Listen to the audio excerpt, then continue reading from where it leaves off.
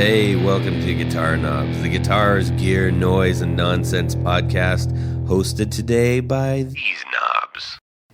Tony Dudzik, Pick Guardian.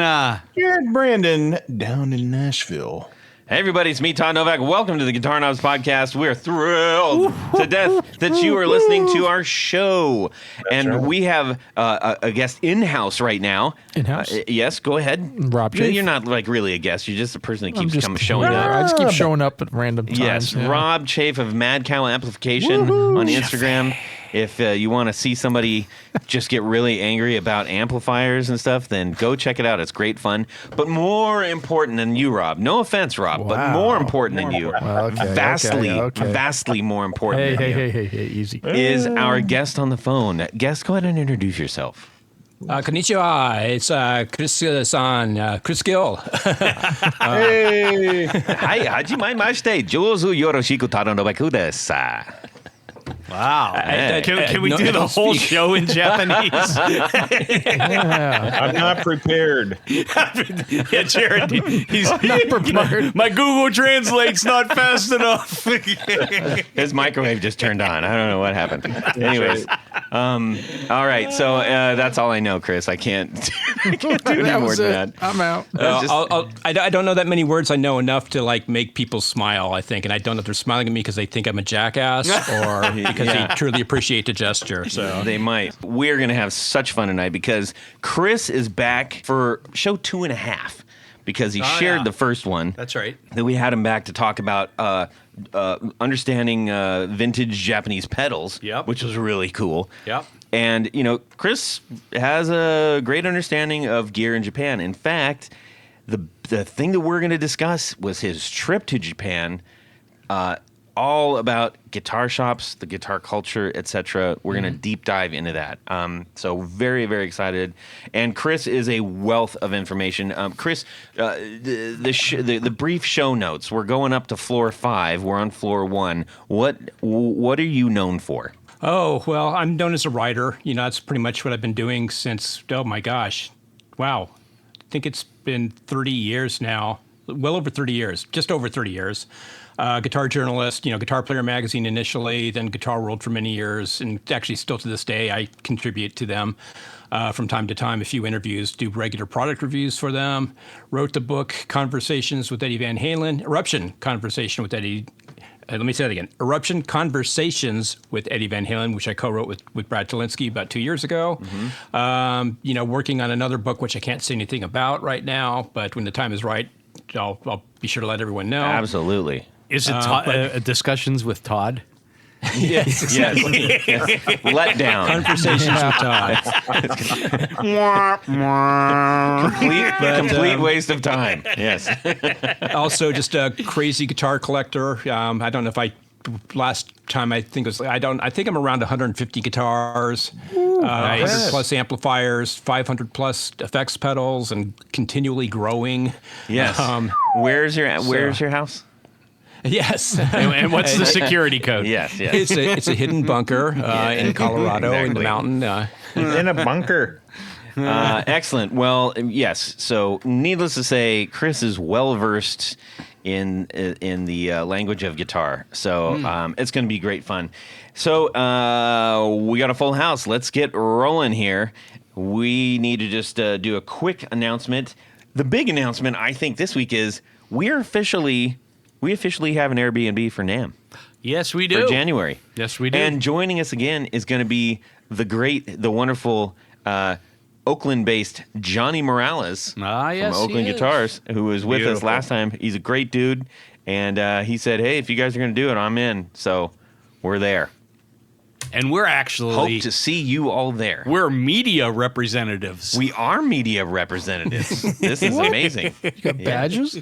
We got media badges. Just which is a little card that says press that we have to put in our press. hats. Oh. Yeah. Just think if you knew that you could get media badges for all these years. I know. Well, you know, live and learn. Now you guys can get ignored like I do. So perfect. Yes.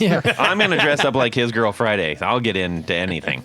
Anyways, that's a deep cut from in and out on it. Anyways, Yeah. okay. That was the main announcement. We have too much stuff. I don't want to get stuck on that. Don't get Let's stuck on it. going on with what is in our music world this week. Tanya Bolonsky's going to start us off. Then we're going to check in with Chris. Okay. Well, Tanya, go ahead. should I start now? Yes, please. Is now a good time to go? Yeah, Okay, then I will. I'm waiting. This, I don't have a lot to talk about, but I do have an interesting. What? I know it's hard to believe, but I wanted to run it past the panel here. So I have a friend who's a musician and a guitar shop owner, Mark Chatfield. You know him. Okay.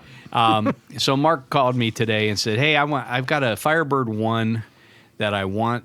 The pickup just sounds like crap. It's a one pickup mini humbucker. He wants to put a P90 in it. That's kind of sacrilege, isn't it? Well, It's kind of sacrilege, isn't it? not really, because I mean,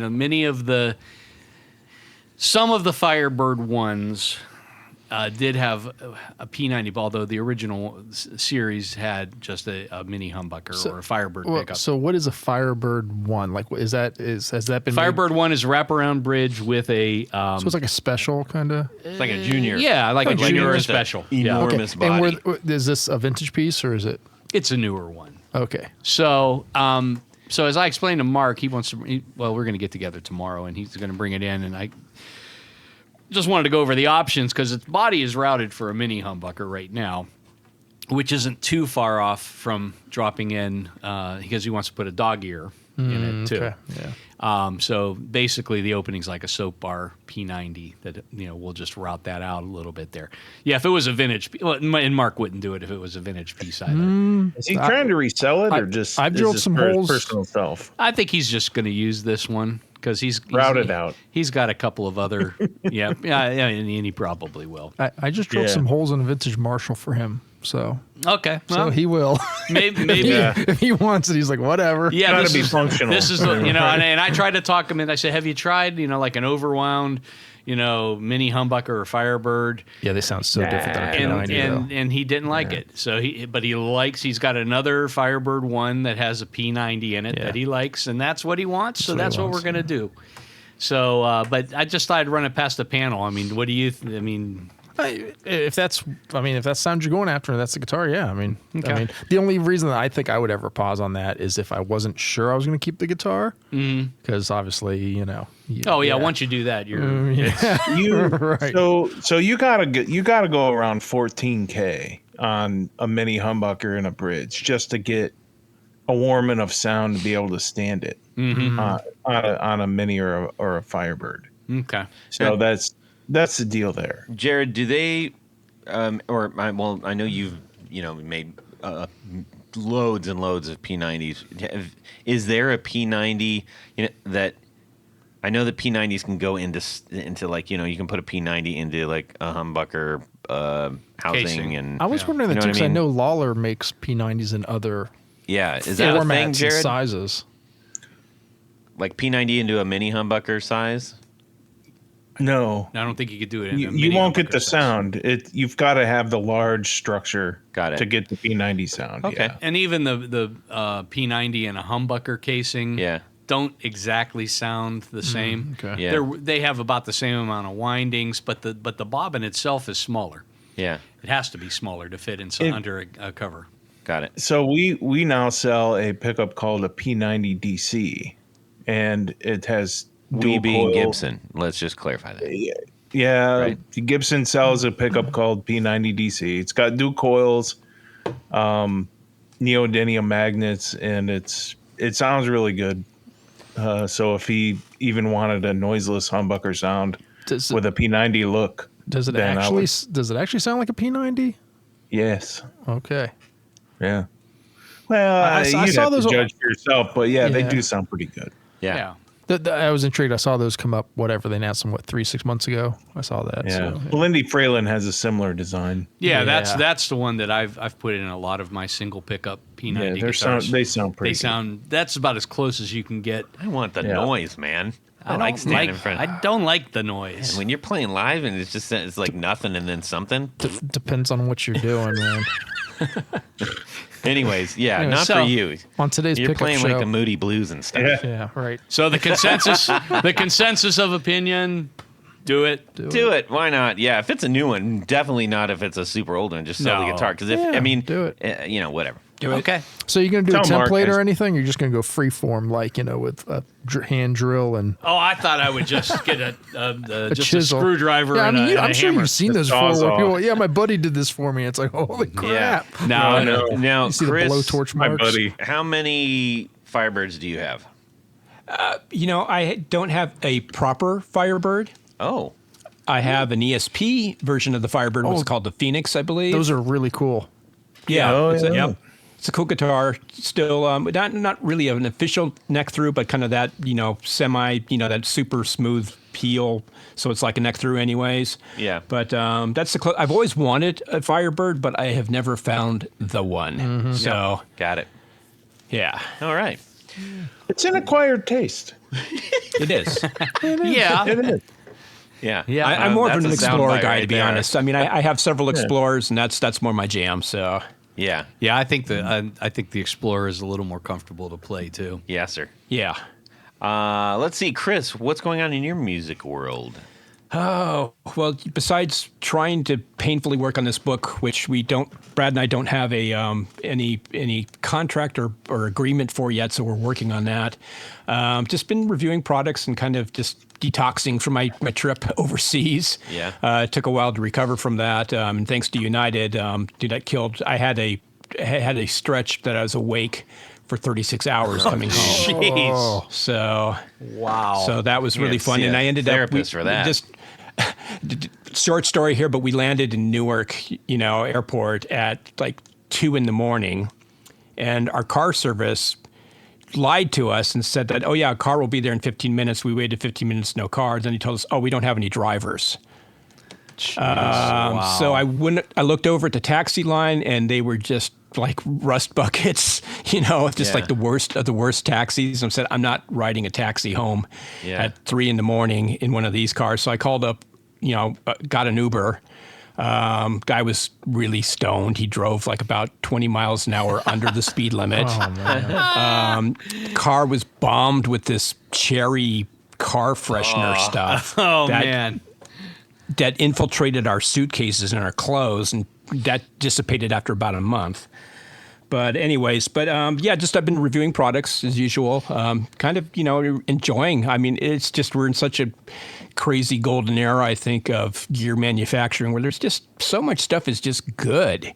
Yeah. I don't really get bad products that much anymore. And I always look at something and go like, oh, I don't know if I'm going to really dig this or not. I'm like, I'm actually pleasantly surprised. That's awesome. Can Yeah. you share with us maybe one of the most recent great surprises that you're able to talk about? Oh, well, just today, I wrote up a review for the Donner Hush X. It's like a travel guitar. Oh. And I just thought this thing is so minimalistic. It's smaller than a Steinberger. It has these metal, frame things that kind of clip on to either side.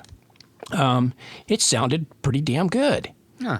Like Nice. you think that it's just basically like a neck, and it folds down and fits into a thing that looks like, one of those things to carry around a two-piece pool cue, a little gig bag. It's a tiny little thing. Yeah. And I'm thinking, this isn't going to sound any good. And it sounded like, wow, I said if I did a blind test, if somebody was playing this in a full-size solid body guitar, I don't think I could tell the difference. That's amazing. And those And it aren't played well. those aren't terribly expensive either. Yeah, are they? $400. Yeah. Yeah. Yeah. So if you are traveling a lot, and that's that's a good deal.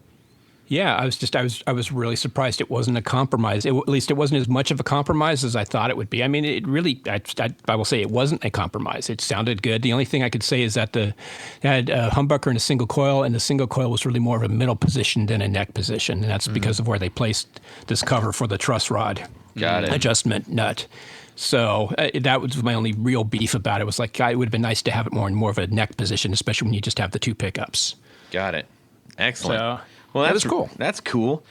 All right, Rob Chafe, what's going on in your music Yes. world? Well, I'm still playing around with a bunch of pedals, comparing, contrasting different clones, which Todd has brought in a few for I me really to wish you'd try. do video on that. We were gonna do it, and it's like I just my life is Yeah, too complicated. who's to got do time? that right now. Who's got time to do the video, edit it, and then answer the You do. questions that everybody's going to follow up with? You do. No, I don't know. So I took 3 to a gig, and because I couldn't decide which one to bring, so I brought 3. Yep. Put them next to my normal pedal board, and could barely tell any difference at all. Because once it's in the soup of the stage, it's like Right. Yeah. So yeah, interesting though. But there were 2 different archers. You didn't try them at home? No, of course I did. Oh. But I couldn't, because each one emphasizes a different mid-range character. Yeah. And it's not just clearly better or worse. It's just different. Yeah. And it's like, well, in the mix of everything, which one would I prefer? Yeah. It's 2 of the archers and then the Ryra. Yeah. And Okay.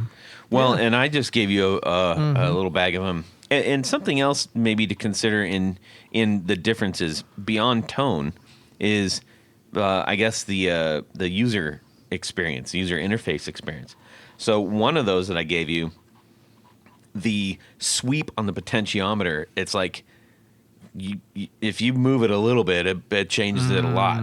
And the other one, you got to move it a lot to change it a little bit, which is that kind of throws things off a little bit. So you Yeah. can't just set everything at like, Oh, I'm no, gonna no. check everything at 11 o'clock. No. All these, I'm using my ears to get them because I kind of know what I'm looking at. Where it's just a little bit of breakup, like from the pedal, and a tiny bit of volume boost. Oh man, you got to go.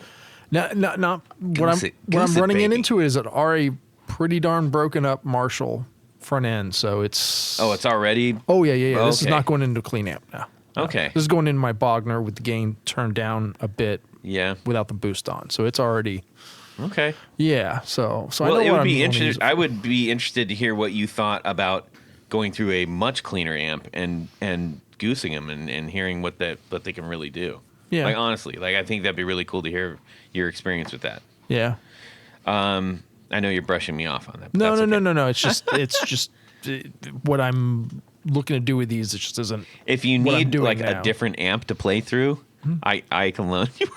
I think I have enough, especially clean platforms. Not a problem. repairman. His house is full of amps. Chris, do you have a favorite clone model? Yeah. A clone model, I don't- should say. I have a Klon, so I don't. My really man, need one. welcome to the club. Yeah, I mean, Jared's one. He's got the one pedal. We're in the high rollers club here. He sold everything to get that one. I actually, Mile High I was, Club. I was one of the first people to review them. Way back in the mid '90s, so I got it when it was still expensive back then. It was hard to pay that much money for a pedal. Yeah. For me back then, but I'm glad I did now. Yeah, for sure. Did you, Oh, wow, did yeah. you ever communicate with Bill Finnegan? Yes, I have. I talked with him actually quite a bit back in the day. awesome. Now, when clones were starting to get harder to get, all of a sudden he stopped answering my emails. Yeah. Yeah. So I wanted to get another one as a backup just in case, and I'd never heard back from him. What model do you have? I have one of the gold colored ones with the horsey, Right.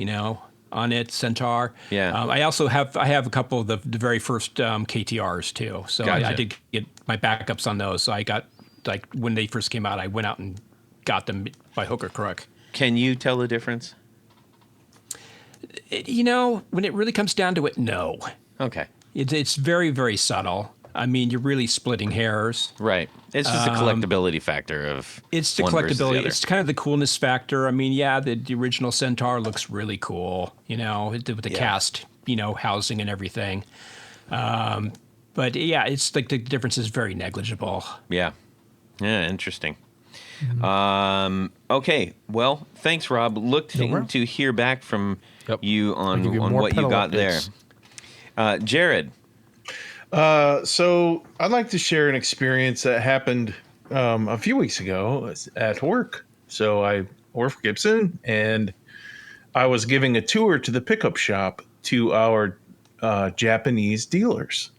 They were in town, so I thought I'd bring this story up and because of our guest. Yes. Chris guest here. So his story here. So we had the dealers in, and there were 3 different groups. And the building where the pickup shop is in also houses the reverb. So where we sell our demos on reverb, and that operation is in-house, and also our mod shop. So you could buy modded Gibsons as well. And there's also a classroom area. So we have several uses for this enormous building. The pickup shop takes up maybe a third of it. So bear with me here. So there's 3 different groups going on 3 different tours. So we're hitting the 3 different units. And did they have speed passes? They did not. Oh, okay. Just checking. So I didn't get that humor. Just your humor's weird. But anyway, so of course we had. It's Disneyland. Yeah. Okay. Go ahead. Man, I know. You're right. So anyway, it was so fantastic. Given these guys, they were so into it. I've never seen these guys so into the pickup shop. And at the end, we had a big Q&A, and they did not ask one question about the other 2 units. They didn't care about the demo thing, didn't talk about the Nod thing. All they wanted to drill me on was the greedy buckers. And they took up the whole time, and the other managers and the director that runs the whole building was just like, why are we even here? That's all they just care about pickups. So I thought it was fantastic. They were, I got to tell you, they drilled down and drilled down and drilled down, and they're relentless. They're very detail oriented. And I also had Japanese customers with my other business that I owned before Gibson, and they're the same way. So I have a very high respect for their demand for quality and answers and details. Cool.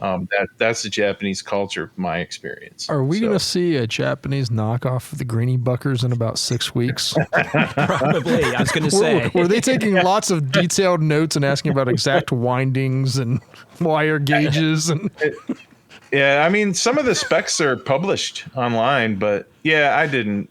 I acted like I gave them more.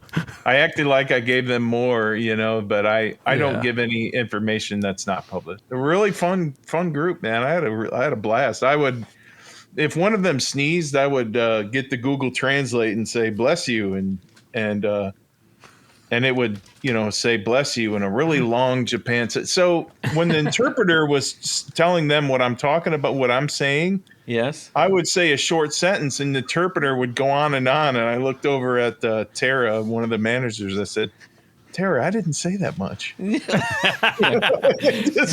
was talking about lunch. Tony asked me what's going on. Yeah. Tony asked me what's going on.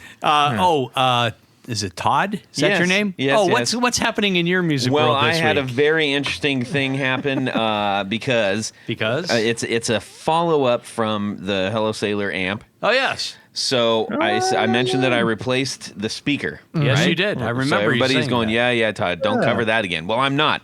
Kind of. Sort of. Oh no. This is it's so neat. I'm tickled.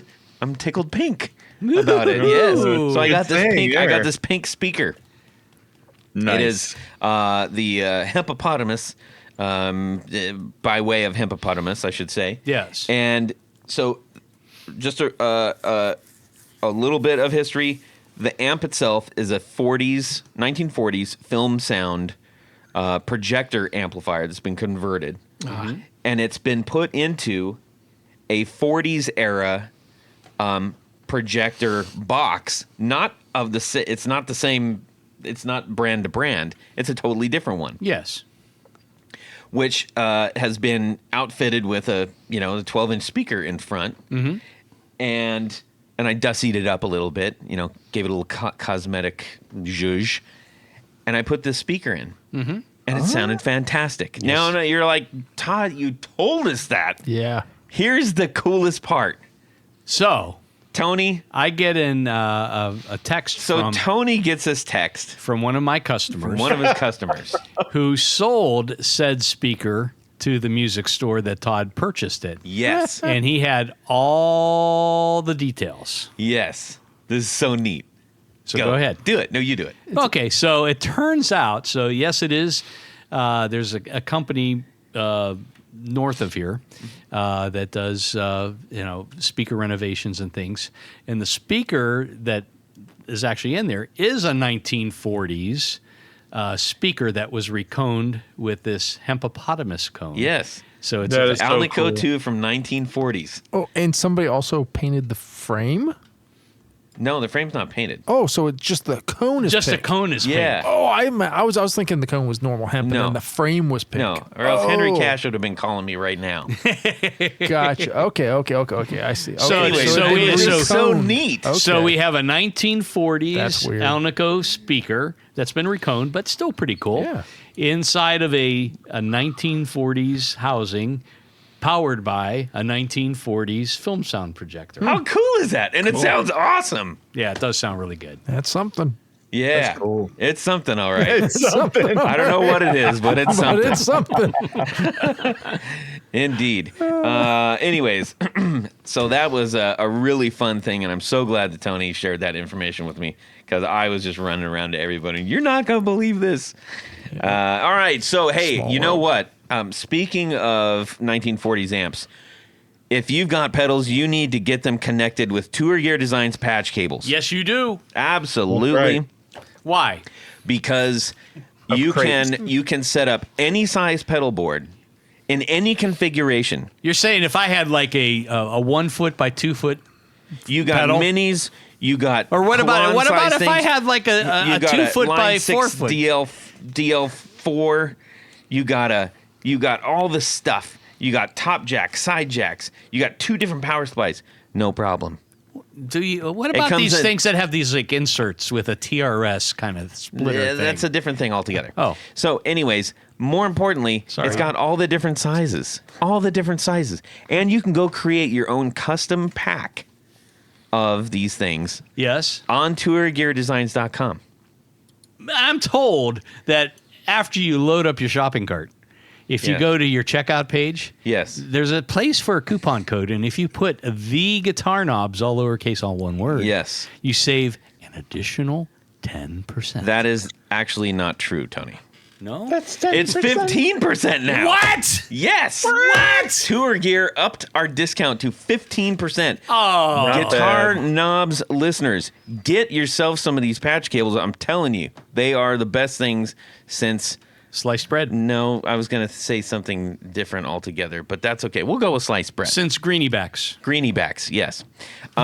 So anyways, go to Tour Gear Designs, get the 15% off. Thank you so much to Tour Gear Designs for not only sponsoring the 4 on the Floor, but for making a great product for all of us guitar players out there. Yes. Jared? Let me get a little bit of this. 1, 2, 3. 4 on the floor. All right. floor. Chris Gill, writer, guitar gear writer extraordinaire, world traveler and such. What is your second 4 on the floor? Actually, this is my third. This is your third 4 on the floor. I know what I'm doing. This time, I'm going to go an entirely different direction. I'm going to go with all new stuff, Ooh. like stuff that's come out within I the like last it. year or so. Okay. This is stuff that's really floating my boat now. Stuff I've reviewed and wouldn't send back. And Not you made know, of unobtainium. exactly. Not, Okay. This is not. This is stuff you can find. Cool. And it's relatively reasonably priced. But first one is the Maris LVX. Okay. Just it's a soundscape, chill out room, ambient noise generator in a box. That's about all I can say. It's just like, instant soundtrack composer work box. It's Right. just amazing. You can sit there and just chill out for hours with all these crazy sound effects and everything, and meander. It's just beautiful, just lush. In this case, it's just when I love to bliss out on something, it's just, wow, just these washes of ambient noise that just go on for days, and they go in all these different directions, and just beautiful sounding. Right. Listening to Brian Eno much, or Yeah, you know, kind of like modern Brian Eno-ish type of stuff. Yeah. So it's just it's cool, you know. But That's it's the cool. kind of thing that you don't shred. You just sit there and you hit a note and bliss out. So that's what it does best. I like that. Very cool. Yeah. And yeah, I see a used one on Reverb for $465, which that is, you know, that's a nice chunk of change. But what you're talking about, you know, that new, I'm assuming it's probably more like closer to 600. I think it's about 600. Yeah, Yeah. But it's if you're into that type of thing, it's worth every dollar. Yeah. Of it, just because it's so high quality, it's so refined. Galaxy of sound. It is a galaxy of sound. Yes, that's what LVX stands for. Okay. Anyways, how about number 2? Source Audio EQ2, which is a programmable EQ. From the pedal, you can access about 4 or 8 different presets, depending how you have it set up. It stores 128 presets. You can program everything on the computer, which is really the best way to get into it. You basically have 10 fully assignable EQ bands, which means you can make them parametric, you can make them shelving, you know, any variety of different styles of EQ. On the computer, you can draw the EQ wave. And That's cool. you know, if you've nerded out on sound like I have for years, you start to know, like, okay, if I want, okay, this type of EQ curve, that's the Metallica sound. Right. You know, this is like a single coil type of sound. Right. You know, this is, you know, whatever. You know, you can go through a different number of things. I mean, it's part of, you know, what makes all the different distortion and fuzz boxes so appealing to us is that they each have their own, or at least they should have their own EQ character. Well. Right. This pedal kind of does away with the need for that. You know, you just basically need something that can distort your signal, and then you shape the EQ on this thing. And I had so much fun, you know, drawing sounds, you know, or shaping them out by ear and carving them up and everything. And Right. just that I could get really close to all these different sounds that I wanted. And I think from a sound engineer perspective, it's just an amazing tool. I would think that would be extremely helpful for people that are doing like, I guess, you know, like the long house band kind of sets where you have to hit so many different types of styles and you know, well-known guitar sounds and tones without a crap ton of gear, you know? Exactly. Yeah. That's a I perfect think it example sounds like of it would be that. perfect for that. Yeah. I mean, you know, if you want to dial in that type of Brian May style mid range without Right. having to have a Brian, you know, having a red special with the Vox pickups, you know, or whatever. Right. You know, it's like you can dial that in. You Yeah. know, it's all there. It's you know, it's funny because I talked with someone else about it and they said it was just too much for them, and I understand that, but it's like for someone like me who loves to really geek out and dig deep and just refine stuff and just find my sound or find a sound, it's a godsend. That's cool. Very cool. And I think those are I about think it's about 300 bucks. Yeah, 300 bucks. Yeah, Yeah, yeah. So it's- 280. yeah. We'll split these. 280. We'll split the higher half of the difference. Cool. How about number 3? The Universal Audio UAFX Lion pedal. Oh, I just which is saw part- that. Yeah. Yeah, the whole new series. I mean, UAFX is just doing some really cool stuff right now. Their 1176 pedal is another thing I just looked at. That's really cool. But I'm picking the Lion because it just basically nails classic Marshall tones. It's a little expensive at $400 because, you know, like if you have like an Axe FX3 that has a ton of amps in it, you know, this is like 3 good Marshalls basically in a box for, you know, about $133, you know, each. You know, so it's not as cost effective as an FX3, but if Marshalls are your thing and you want something simple to go on your pedal board, it nails it. And it just hits really the cabs nails. too, it looks like. And the cabs, yeah, exactly. It's the So- full package. Just Yeah, so you can right into your DAW and go. That's what I'm Right, seeing a lot of exactly. guys are using these for. Yeah. So you could use this and like say you know, like a HX effects or something like that, and go line out, and you're right on the money. Thanks.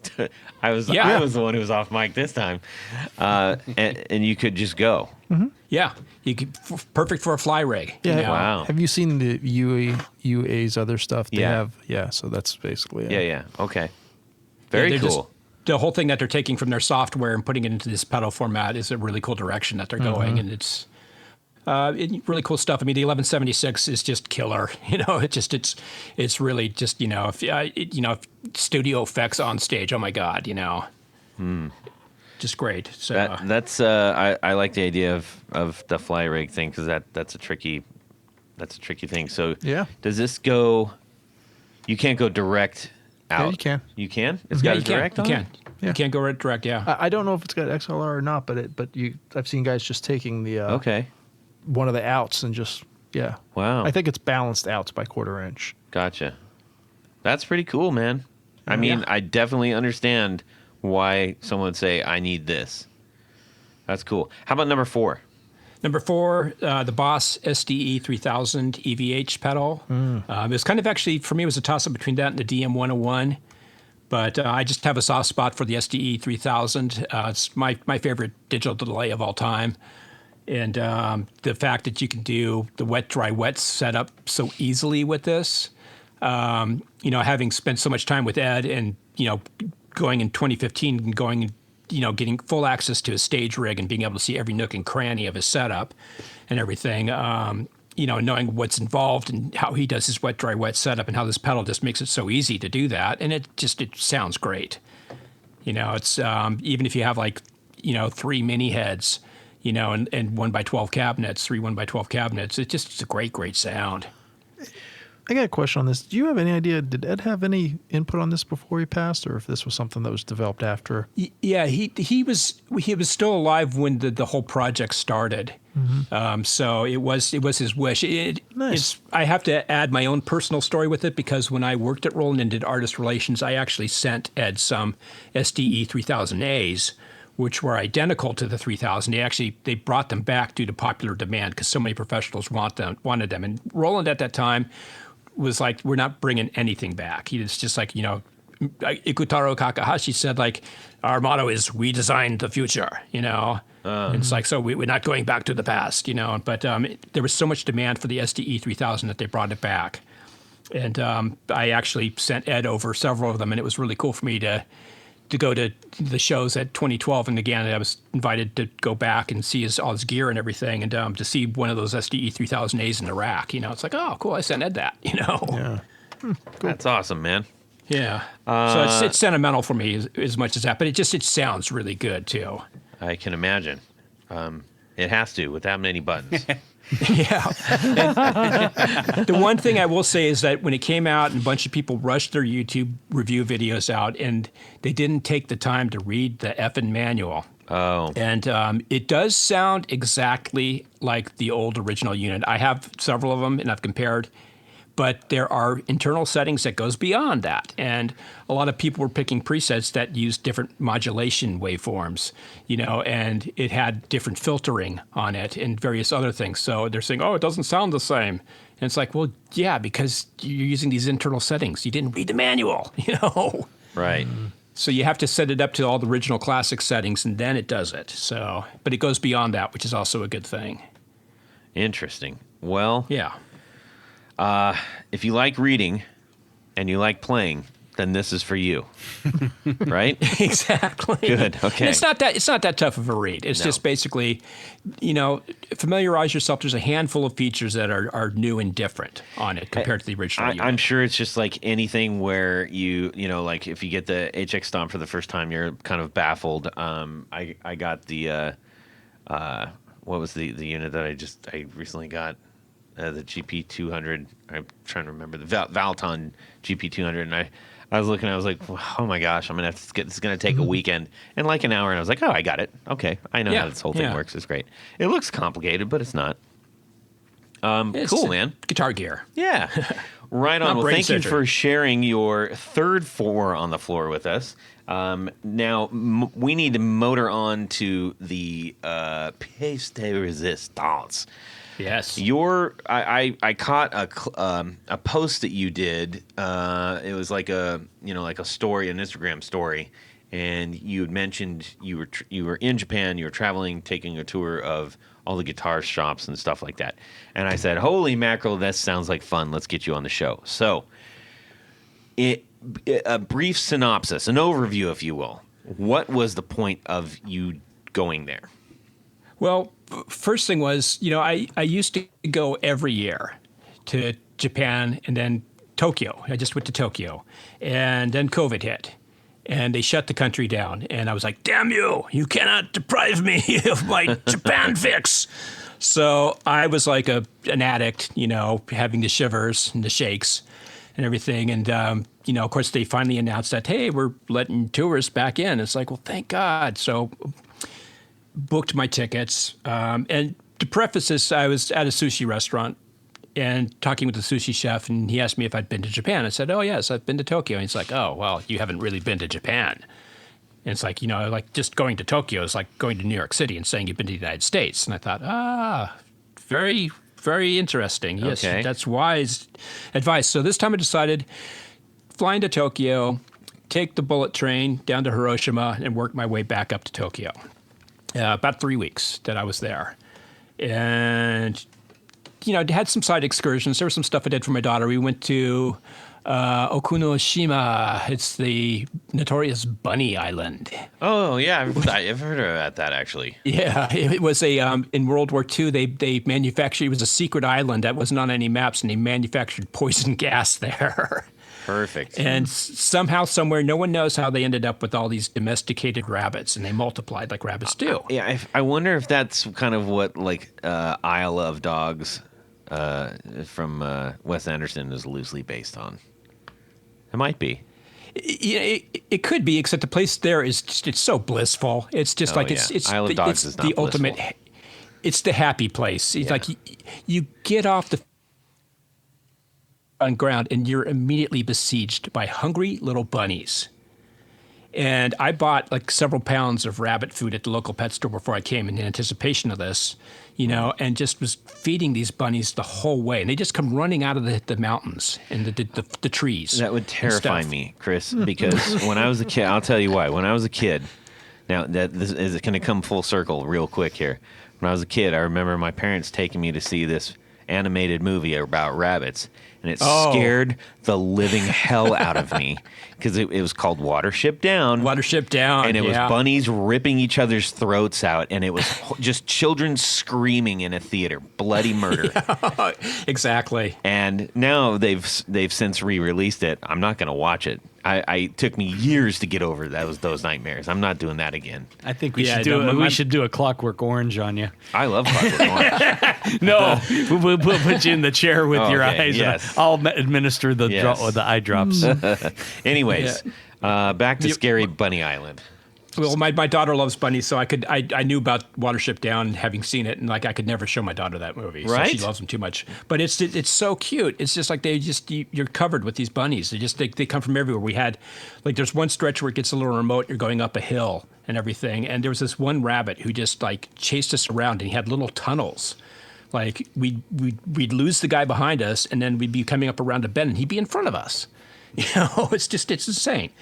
But anyways, Hiroshima was like the start of the guitar searching thing, and that's where I kind of found my first thing, and I thought, okay, it's the beginning of the trip. I'm not going to buy anything just yet. Before you go any further, was the intent, I'm assuming the intent was you were going to go on a guitar shop tour of the country, yes? Pretty much. That was that, and also stuff to please the wife and the daughter, which, the day we get bored from stuff. So we broke it up with a lot of different stuff. But for me, it was like, every time we were in any town, I was hunting out guitar shops. Yes, okay. And I had kind of mapped it out in advance. So I said, let's go check this out. Oh, by the way, hey, what do you know? There's a guitar shop. Yeah. Wow. How strange. I'll see you guys in an hour. Take us on your tour of the guitar shops. And then along the way, I think we just want to, we hope to gain a better understanding of what is exciting and unique in those shops, and how is that different from what we're dealing with here? Yeah. Okay, go ahead. We'll shut up. First thing with Hiroshima, there's not a whole ton of shops there. Hiroshima is kind of like it's a big city, but it still has a bit of a small town vibe to it. But I found a ESP Big Boss store. Their Big Boss is like the major chain. It's amazing what ESP does over there. They own Japan. Ibanez doesn't, all these other Japanese brands don't, but ESP is brilliant. They have these Big Boss stores in every major urban center has a Big Boss store. So you can count on that. And they're stocked mostly with ESP and ESP off-brand like Edwards and Grassroots, brand guitars. But they also have other stuff in there as well. Now, when you're saying Big Boss store, where it's not to be confused with Boss. No, it isn't. Okay. But it's totally different. The store's name is Big Boss. Okay, gotcha. So it's basically called Big Boss, and but it's ESP branded as well. Gotcha. But Big Boss is the name of the store, and Gotcha. it's literally like every city, every major So it's city. like a Guitar Center with one brand. Yeah, pretty much. Okay, gotcha. Yeah, and so some of the shops might be a little bit smaller in size, but they're just packed with great gear. And almost every one of them, you can also order stuff from the ESP custom shop, which is another thing unto itself, which is amazing. Very cool. But I found one in Hiroshima that was not too far from the Peace Dome, which it's a very moving thing to see. You see the pictures of it and you think, oh, yeah, and then you get there and you're around people, and it's very emotional. I can imagine. There's just, you can still feel the pain of what, of the Americans dropping the bomb on that city and everything like that. It's just, it's really such an energy there. It's quite amazing. But I found, the ESP shop there, and I didn't really find a whole lot else there. I wasn't there too long. Now, the next stop that I went to was Osaka. And Osaka's big city. I love Osaka. In Van Halen terms, I call it the fair warning of Japanese cities because it's got an edge to it. Okay. It's notorious for, I mean, by American standards, it's a walk in the park. But by Japanese standards, they have drunks, they have gangs and stuff like that. But they're not like, like dealing with the Bronx or, South Central LA or anything like that. Yeah. But it does have an edge to it. And the people there are very friendly, though. And there's a section of I'm town. hearing Mean Streets in my head. Yeah, exactly. Okay. And there's a section called Amerikamura. And if I remember right, it was like a place where they used to sell black market American goods, like after World War II, essentially. And it's now turned into kind of like the hipster neighborhood. I was just going to ask, is this where all the guys on choppers are and they dress like, and everybody's like kind of greaser style? There's a bit of that, Okay. and there's just a lot of hip hop style. There's a lot of rocker style. There's a lot of the Harajuku girl style. The frilly dresses and all that sort of stuff. They have a lot of clothing Tony, stores. you know that one. Oh, yes.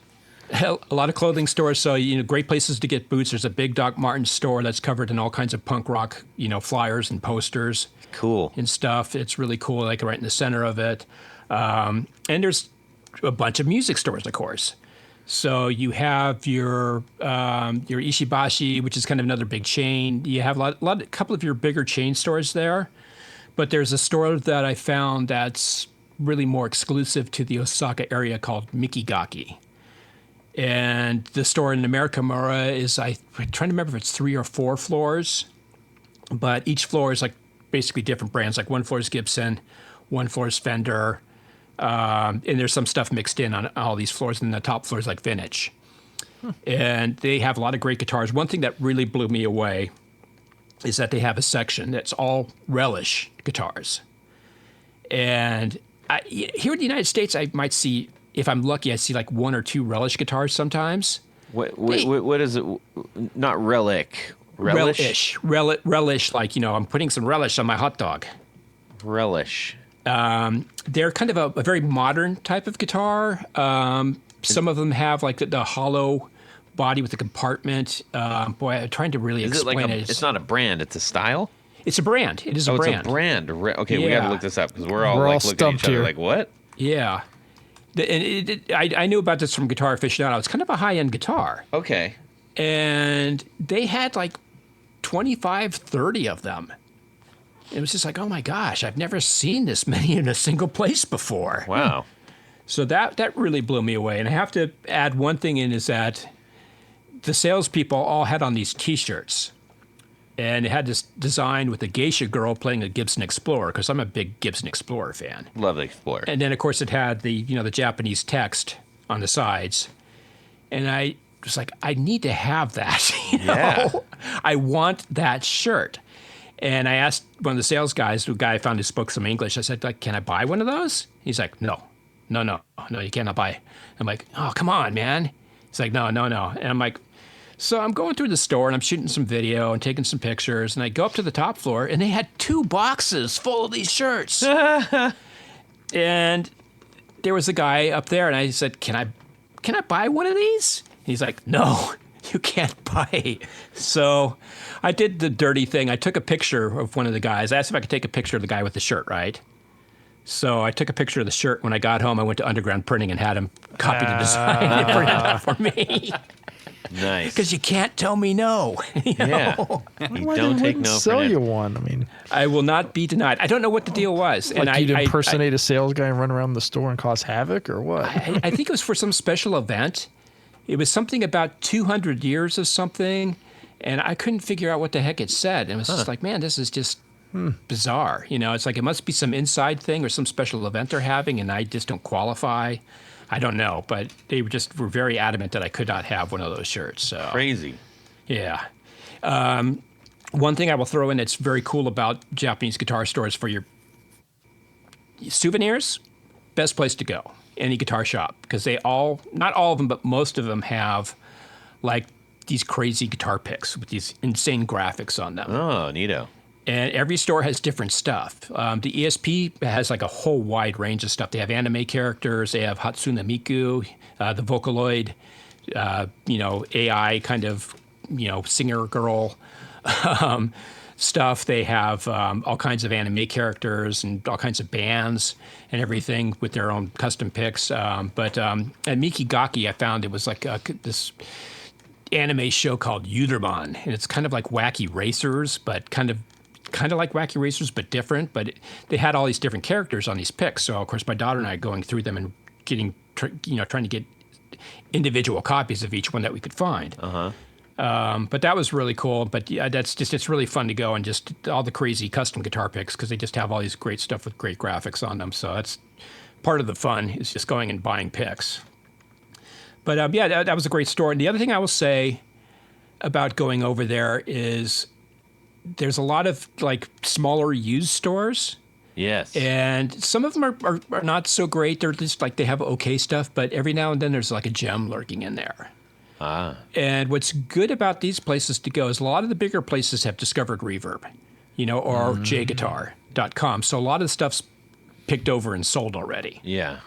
But some of these smaller shops, you will find like some of those elusive items, like old Grecos and, older brand, Arias or whatever, like Aria, BC Rich copies that are really great from like the late 70s. You'll find some of the stuff lurking there occasionally. So I recommend just popping in there and taking a quick look around.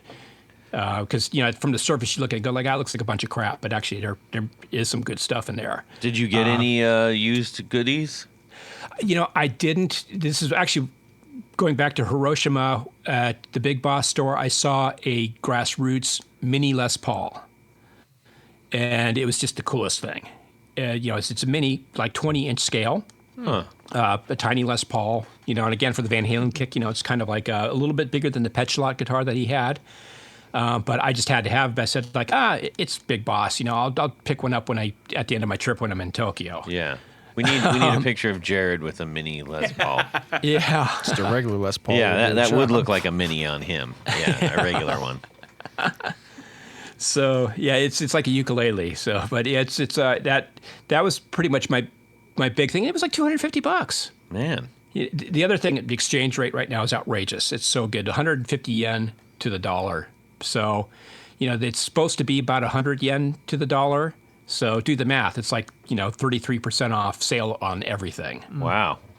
So, and I will say as an aside, man.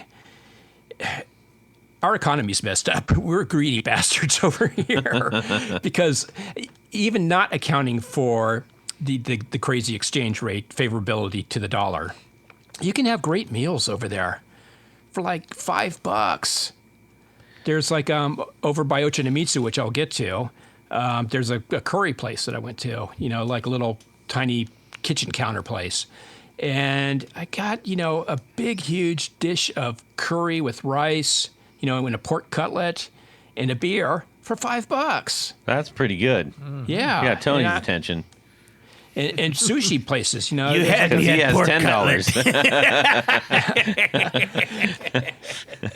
There were like sushi places I went to, you know, that were like, you know, omakase, you know, where they serve you, you know, whatever the chef wants and whatever, you know, multi-course, whatever. It was like $40 a person. Jeez. You know, over here it's like nowadays here in That's the New York $60 a area, you're person getting up easy. into $100, $150, $200. Yeah. Yep. So, in where did you find? I mean, did you find a store in every one of these places? Was it all chains? No, not really. I mean, they're like in Osaka. I mean, Hiroshima, I didn't look around enough to really say for sure, but they're mostly bigger stores. But there are some smaller places here and there. In Tokyo, you definitely get a lot of more independent shops, which I will get to some of that stuff. But in Amerikamura, they had kind of a combination of that. I mean, the smaller shops were more like I said, these kind of places, these little niches that had mostly used stuff. And they were kind of like, there was even a place, I believe it was an offshoot of what they have this store called Book Off, which is a used bookstore, and they have like other off stores. And I remember this one place, it's like kind of like a glorified pawn shop, although it's not pawn shop, it's just, you know, people come in and they sell stuff, and they turn around and resell it. And that place was probably better for like finding pedals. You know, they had some decent guitars in there, but nothing really, you know, wasn't like a really overwhelming selection. But when it came to pedals, it's like you could find some cool stuff. You know, there's some older Ibanez Maxon pedals, some cool Boss pedals, you know, from the 70s and 80s. So, you know, and their prices were a little bit more reasonable. But with the exchange rate, it's like almost everything is kind of pretty much reasonable, except when you get to some of the higher end vintage stuff. Awesome. But yeah, Osaka was cool. I will say Kyoto didn't really have much. So if you're going to Japan expressly to look for guitars, I would Don't skip go to Kyoto, Kyoto. even though it's a great city to go to for history. But again, the only store that I saw there and that even my research turned up was a Big Boss store. Again. Okay. So if you are going to Japan expressly for like, I want to see some great guitar stuff that maybe I wouldn't be able to see necessarily stateside. Stateside. That's what I meant. Where would you recommend? Well, I would recommend obviously Tokyo, because Tokyo is just huge and has probably, I don't even know how many, I'd say over 1,000 guitar shops as it is. Oh my gosh. Whoa. Yeah, it's outrageous, and like you'll just be walking around and you'll just stumble into a place. And to put this in perspective, like what's the square kilometers mileage of We're Tokyo? similar. Is it like Los Angeles? Closer It's to like Los Angeles. Yeah, Oh I've always my like gosh. kind of And there's described. how many guitar stores? I don't even know for sure, but at one point I think I had heard like 3,000 guitar stores. Wow. Unbelievable. Yeah, and I believe it because there's so many of them. Osaka would be my second place because, like I said, Amerikamura has a good concentration of them. But also, as you get on the outskirts, there are some smaller shops that if you dig around, if you have time. And as I said, it got a good music culture there too. And they had some kind of some very funky, you know, downtrodden type of places that are also good to pick up bargains. There's an area kind of in the south section of the city. I can't remember the name of it, but there's this one section that was modeled after Coney Island. They have a big tower there, and it's kind of a famous thing where you see it's very colorful, and they used to have this big paper mache puffer fish. They've taken it down since. It's no longer there. But if you go south of there even further, it gets rougher and rougher. But then you'll turn up some really just wacky shops, you know, and it's one of those things that you never know what you'll find. Wild. Yeah. Now, is there anybody that's organizing, you know, like guitar junkets in Japan that, you know, if, say somebody like me that doesn't speak Japanese or, you know, or a group of us wanted to go over, that they could kind of direct us through? Or is that a new industry I'm creating? That's my new industry. Anybody want to sign up? You know? No, I don't know of anybody doing it. They should, you know, because I don't know if there's enough of an audience for that. But man, it's funny, when I was over there, I was thinking exactly of that, because it's like, it's just, I've always fantasized about, winning the lotto and taking over like 20, 25 people, Yeah. and showing them all these cool places because it's so cool. Well, whenever that happens, I think Tony and I would figure out a way to do that. Rob, I don't know if Well, I Rob like sushi. would hack that over there. Yeah, but I don't think they have Shure guitars over there. So What about Jared? I'm sure they do. Jared, are you there? Sure, they do. I'm sure they do. Yeah. So, anyways, give us a couple Tokyo highlights, Chris. Yeah, Tokyo. Oh my gosh. Well, first thing, I did go to the the Fender flagship store just opened over there. It was only open 2 weeks when I was over there in July. Mm-hmm. They'd opened on June 30th. That's just a thing unto itself. I mean, this shows you how important the guitar is to Japanese culture. That Fender built this huge, high-rise guitar shop, in Harajuku. And it's 4 floors, and it's all Fender. It's not just, it's not FMIC with Gretsch and Jackson and EVH and all that stuff. It's all just Fender. Oh, I just assumed they'd have all the other brands. Yeah, I was kind of surprised they didn't, but they have enough stuff to fill it up. And they have, on one floor, they have the Fender Custom Shop. And, of course, they just have some drop-dead gorgeous guitars there. And you can order your custom shop guitar there. You can sit down with a consultant and go through and all the specs and everything and order it. But they also have just, the full Japanese line, some of the stuff from America, but they have also just the Japanese-made stuff that you can't get in America, which is really cool. Yeah. So you'll see some models over there that we're never going to see over here. So it's cool in that respect. They also have some great souvenirs. Have a little Fender Tokyo section T-shirts, blue jeans, socks, cheese boards, pint glasses. Yeah. And they have a coffee bar down in the basement, and they actually serve cocktails and everything. And it's cool. I put a video up. Actually, I'm going to be putting more videos up. I'm just, when I get the time to edit everything, because I shot a ton of video footage. But I did a tour of the Fender flagship store that's on my YouTube channel, Professor Gill's Guitar Gear Galaxy, which, if you know Professor Gill is a character from this Japanese television show that was kind of like the precursor to Power Rangers. So it's called Android Kikaider. And Professor Gill is the villain of the show. So I thought, perfect, it's me. Yeah. So, Now, anyways, do they have any? I'm assuming they don't have any of the Mexican made or the Squire line or anything like that at that store. they do have some of that stuff, yeah. But it's it's whatever they sell in Japan essentially. Okay. So if there is some American made stuff, Mexican made stuff there. But it's also, they of course, being Japan, they take such a pride in the factory there. It's the Fujigengaki, Right. The legendary factory that built all those The wonderful Gibson copies. Fujigengaki Legendary Factory.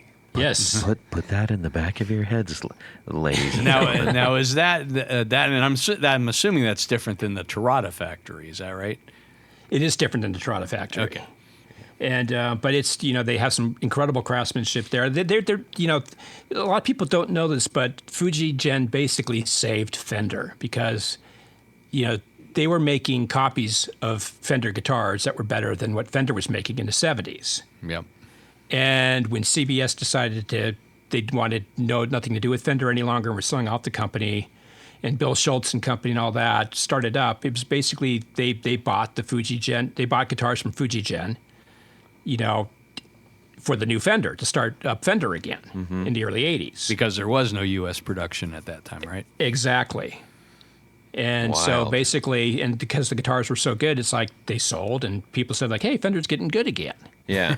Well, So- and I think that helps also shed a little bit of light on if people don't understand why people speak highly of Japanese Fenders and why those are oftentimes sought out after more than the American ones. It's not just because they're from Japan and it's a novelty. Right. They're a quality. Yes. And it's, as we were talking earlier, it's like, they look at stuff in fine detail and they copy everything to the nth degree, and they come to a deep understanding of what makes things tick. Jared's like, hey, wait a minute. Hey. But there's a bulletin's gonna go out. Who invited these people here? That was me.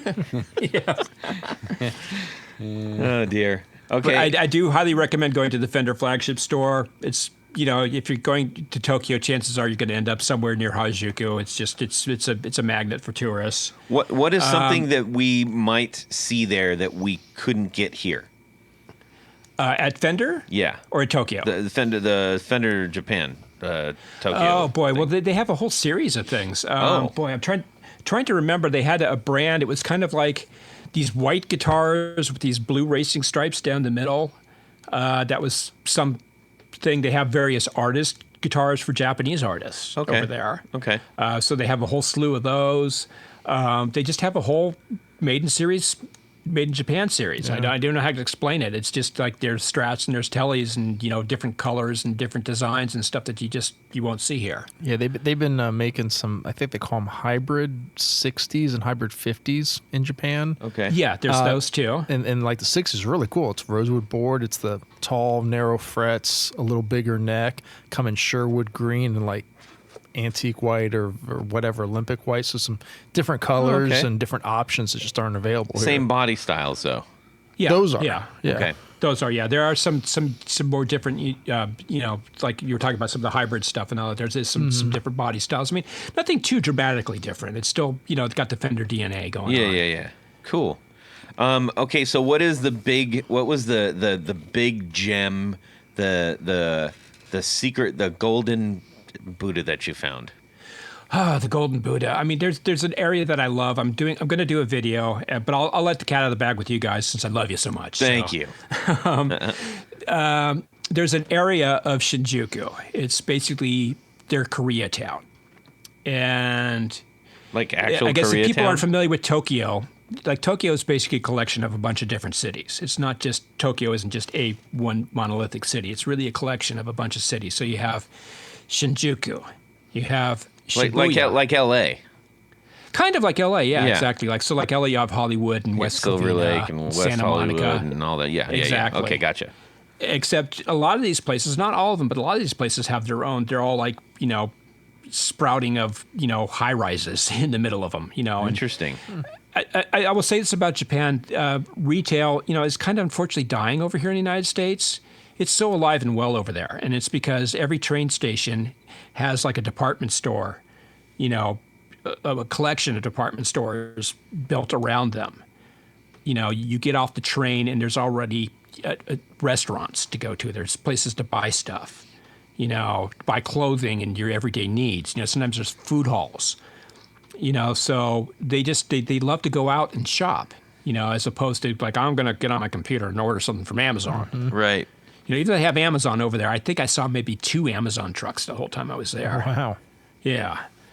But so I they're saw very big 2 on my street today. Yeah. So they're very big on retail and stores and everything. And, of course, they have shopping districts. And there's several big shopping districts in Tokyo.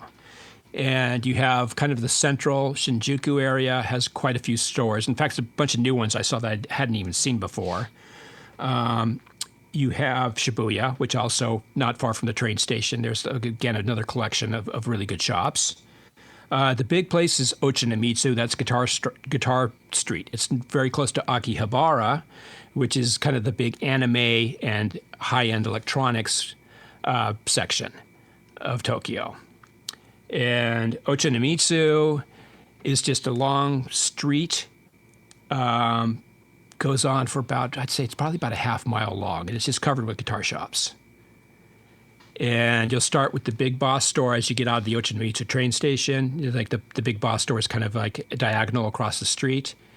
And that's kind of the big one. That's the biggest one of all the ESP shops. And they actually have a guitar school there. And it used to be a little bit bigger. This is one thing post-COVID that was a little bit of a disappointment, was that some of the shops have scaled back a bit. Like Big Boss used to have a pedal shop, on the main street. there in Ochanomizu, and that's not there anymore. Now the pedals are all up in the main store. But they still have a great selection. So it was cool to see that they just moved everything and kind of consolidated everything. But you go down this street and it kind of evens out. There's like a college and a hospital and some other stuff. And then there's more guitar shops. You have like Samitis, down there. And you have this place called Kurosawa, which is another big store. And all the big stores have their things there. And there's a few vintage stores and a few used stores. And it's very impressive. I think for the newcomer there, it's still impressive. And it's a must-see. For me, it was a little bit of a disappointment because it wasn't quite as jam-packed as it used to be. There's still good guitars, but I think, again, reverb and J guitar has kind of, stuff has been a little bit more picked over. So you don't, it used to be overwhelmed with like, oh my God, there's one of those. Oh my God, there's one of those. Oh my God, there's that. And now it's kind of a little bit fewer and far between. It's incredible, though, to go to some of the stores there. Like if you want to buy a PRS and, you don't mind lugging it home with you, or you want to buy a Gibson Les Paul, you can go to a store there and you can go through 40 of them, Jeez. So you can find the Les Paul that's right for you. And there's other shops, even like over in Shibuya, there's a place called Nico Guitars, and it's a very similar thing. It's a little bit smaller shop, but they have a ton of Les Pauls. They have a ton of Strats. Wow. More than you'll ever see it at a guitar center in Manhattan or Hollywood. Wow. That's saying something. Yeah. And Chris, you're talking like used stuff, right? No, this is brand new. This is really? In this case, PRSs and Les Pauls. This is all brand new stuff. Wow. So there's that. Now for used stuff, let me get to my favorite area that I was talking about. The Koreatown section of Shinjuku is called Shin-Okubo. And there's a train called the JR Yamanote line. It's kind of this pale green color that designates it. It's a loop line. And it basically takes you everywhere you want to go, as a tourist newcomer to Tokyo. It does this circle around all the major areas. And chances are, if you go to Tokyo, you're going to spend some time on the JR Yamanote line. And one of the stops is Shin-Okubo. It's just north of Shinjuku proper, like one stop. And you get off the train, you go through the turnstile, you make a U-turn, and you're on this street. And you have what I call the cream of the crop of the stores in Tokyo. It's not like a big street like Ochanomizu is, which is just covered with tons of stores. What you have is like a concentration of quality. And one of the first places you come across is this place called Hyper Guitars. It's a vintage specialist.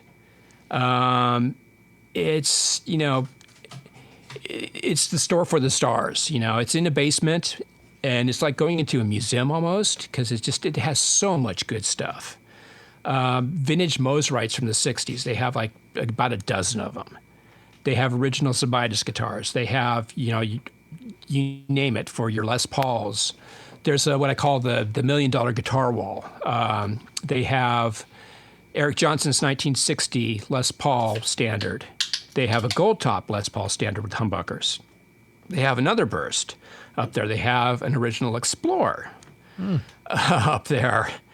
It's just like, it just kills you. And I was in there looking, and it was kind of funny because I've been in there before, and I thought they knew me and recognized me, but I guess they don't, because they get a lot of people there. They get a lot of famous people in there. I don't even rank, but they're cool. But the main guy there was like this repair guy. Like, you're coming down the steps, and the guy sees my GoPro, and he like makes an X with his fingers, and that means no. No video, no photos. I'm like, shit. It's like, I got to get video of this. But the guy who's the main owner, I wish I could remember his name. I can't remember it right now. But he came out and saw me like, hey, no, go ahead. Shoot, go ahead. And of course, he pulls stuff out of the back. And what's he pull out? He pulls out a 1961 Sonic Blue Stratocaster. Ooh. This is like the Beatles Stratocaster, the ones that George and John had, And it was incredible condition. It was beautiful. It lets me play it. It's just like, oh my gosh, and they have a room of amplifiers with just incredible Marshalls, incredible Fenders. It's a candy store. Stuff is expensive. I mean, it's vintage. It's top-notch vintage. This guy is world class. I mean, I love Norm Harris and all those guys, but this store is just so packed with stuff, and it's just like he's got the goods. So that's you start with that. That's in the basement. Directly upstairs is a place called TC Gaki. And TC Gaki is more of a used store. It's a little bit that's more, on Reverb and eBay, I believe, right? That is on Reverb and eBay and J Guitar and all the They got usual good suspects. stuff on there. They do have good stuff on there, and it's my favorite shop in all of Tokyo, to be honest. And I feel a little disappointed because they are, a lot of stuff is being sold.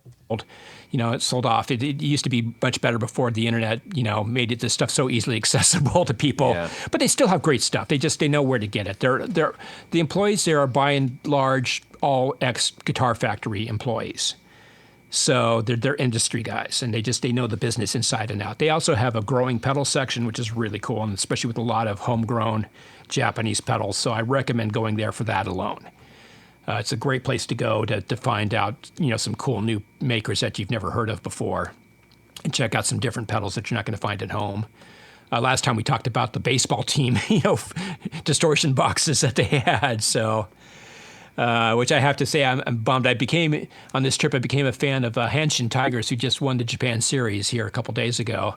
In a crazy battle, way outdid our World Series here in the United States. It was just a nail biter. Went down to the last game, and it was full of drama. And Hanshin hadn't won since 1985, so there's that. And this whole crazy Colonel Sanders curse, which I won't get into. But anyways, it's like I wish I should have picked up a Hanshin Tigers distortion box while I was there, but I'll probably pick one up next time. But they have a lot of great stuff there. They do have American guitars, but their focus is really Japanese guitars. And so you will find a lot of cool stuff. And that's where I ended up actually getting the Mini Les Paul, the Grassroots Mini Les Paul. You found it again. Got it. I did find it. I didn't find it. It was funny. I didn't find it in Ochanomizu, which I thought I would find it at the Big Boss store there. They didn't have them, So I was very disappointed. And I walked into TC Gaki, and I look up right above my head, and there it is. I love when that happens. Cool. So that's a great store. And then down the street, you've got Kurosawa. And Kurosawa, they have a number of different little specialist shops. They have a bass center. They have a steel string acoustic Martin guitar center. My favorite shop out of that, though, which is incredible, again, it's another place like a museum, is their classical guitar store, which you will see the masterworks. You will see the flamenco and classical masters, Hausers, Ramirez, I'm trying to remember all the different brands, but it's, the different makers. But they have, it's all behind glass, but just beautiful classical guitars. Or even if you want, a good starter classical guitar for, if you want to spend about $1,000, $2,000, it's a good place to go because they have them there and they curate them. And it's amazing. I'm a big classical guitar fan, actually, because I feel it's the most pure expression. If you get a very good classical guitar, it's like an entirely different experience because you're really at one with the instrument, expression and the feel and the vibration of the wood and the lightness of the build, blah, blah, blah. So I highly recommend that shop. It's the most impressive classical guitar shop I've ever been to. I've been to quite a few of them here in New York and, Los Angeles and even over, in Europe.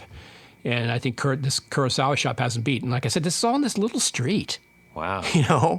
It's just there. So if you go to Tokyo for a weekend or you're passing through or something, just get on the JR Yamanote line, go to Shinokubu, make that U-turn out of the turnstiles, and there you are.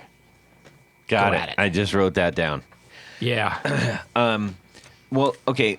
Before we transition out and we get back in the bulletin trade and head out, I guess a big question that I have is, that's a lot of guitar stores. It's a ton. They are not a lot. I'm going to make the assumption that the overwhelming population is not living in standalone homes. No. So you know where I'm going with this. I was thinking the same thing a little bit ago. Where are they playing all this? And did you I guess I'm just curious. Do people who are buying this stuff, are they buying amps, or is there lots of band venues and stuff? Well, this is the thing. There are band venues, and this is kind of funny because some of the places where the band venues are not necessarily the music stores are. The band venues are basically, there's a area, if you go out further, if you take the straight line that goes out from Shinokubo, there's a line that goes basically to the east. And that will take you out to Koenji. And Koenji has a lot of clubs. There's also an area called Shimokitazawa, which is a great, cool neighborhood. Great food and great clothing stores, used clothing stores, concert T-shirts from the 70s and 80s all over the place from America. You know, they all end up there for some reason. I don't know why, but they buy them and send them over. But they have a lot of club venues and stuff. But yes, it's funny you mention that, because now that I think about it, you don't really see these stores stocked with a bunch of amplifiers. You see mostly guitars and pedals, but you don't see like walls of amplifiers. You know, there's amplifiers there, and there's stuff to do demos, but it's like they aren't really moving amplifiers. Right. I mean, Hyper has like the classic, they have the Marshalls and all that stuff, which is great. But, you know, now that you mention it, yes, you don't really see a lot of them. I mean, the bigger stops you do that are stocked with the amplifiers, they have amplifier sections. You know, the big like Ishibashi and the big Kurosawa store over there in Ochinomitsu. But you'll see a lot of people walking around with gig bags, you know, on the subway, on the trains, you know, out in the streets. Karaoke bars now have machines with amp simulators in them. So you will walk by these karaoke bars and you'll see like a band, you know, and you'll see 4 guys, you know, or girls with guitars and bass and the guy with drumsticks. And they go into these rooms and they have like an electronic drum kit and they have amp simulators. So they can go in there and jam. It's like a rehearsal room. So that makes it, you know, a lot easier for people to do that sort of thing. Wild. Yeah, it's wild. Very cool. So yeah, I guess a lot of these people are probably actually getting things like we were talking about earlier, like that universal audio pedal and the stomps and stuff like that. Why? That's well, it's a fascinating place, and I think that there's, you know, the idea of finding some weird old thing or just something that you just can't get here. But anytime you go on a travel and you find something that you get attached to, like you're like, wait, I gotta have this. It makes it all that more gotta have it-y because because you can't go back and get it.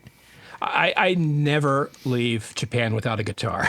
So every trip I go, I have to buy at least one.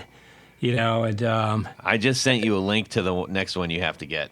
Oh yeah, yeah, definitely. How cool is that, right? That is very cool. It's the Bo Diddley, the bow. It's a samurai bow. Samurai bow. Yeah. Yeah, we're ladies and Furai gentlemen, bow. we're looking at a thing. It's called Goat Samurai. Must be greatest of all time samurai series. Yeah. Wind, forest, fire, and mountain. Those baseball team pedals, the Japanese baseball team pedals, are also goat.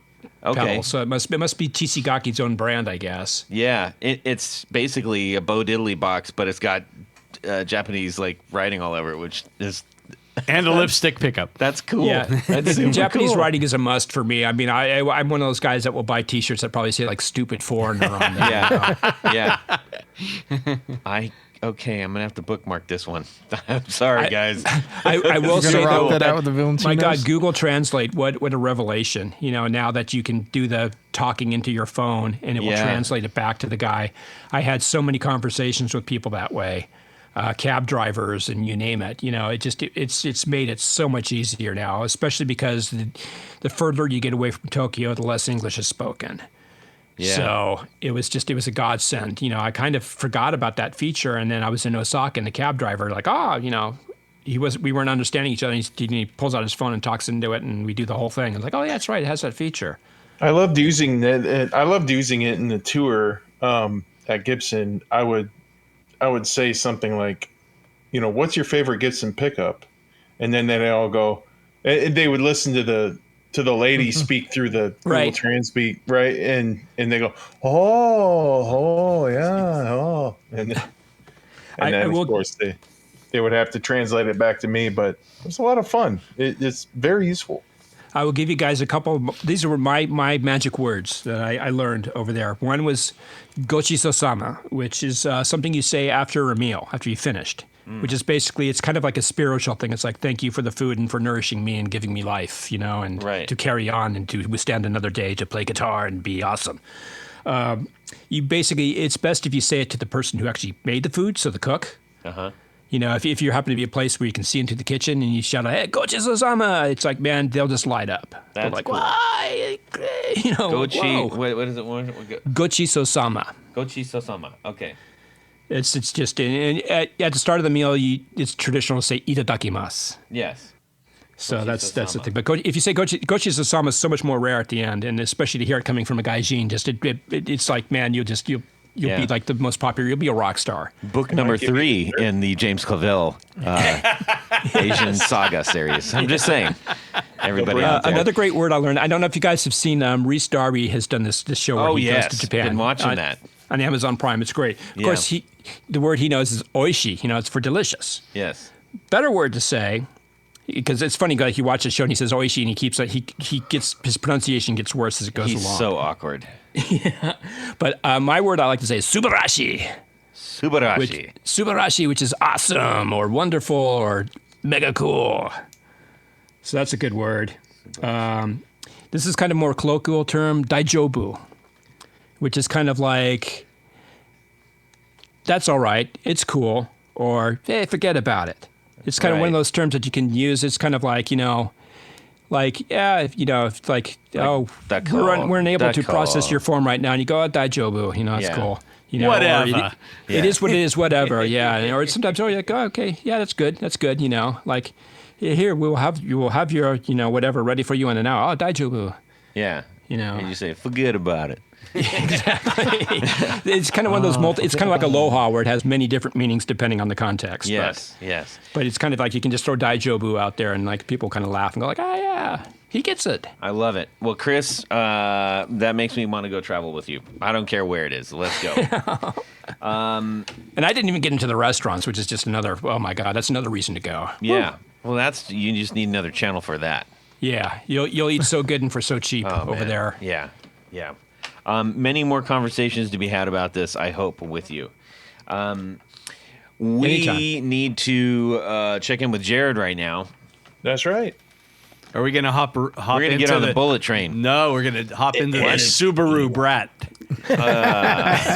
Subaru. No, let's not. We got a cherry one imported from a Subaru Brat store in Osaka. That's right. I owned a Subaru Brat at one time. Yeah, well, see, then.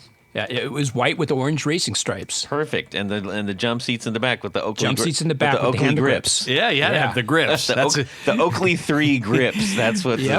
No seat belts, but you did have the Yes. grips. Actually, they did have seat belts, but I think mine were like rotted away. So. Yeah. Jared, take it away.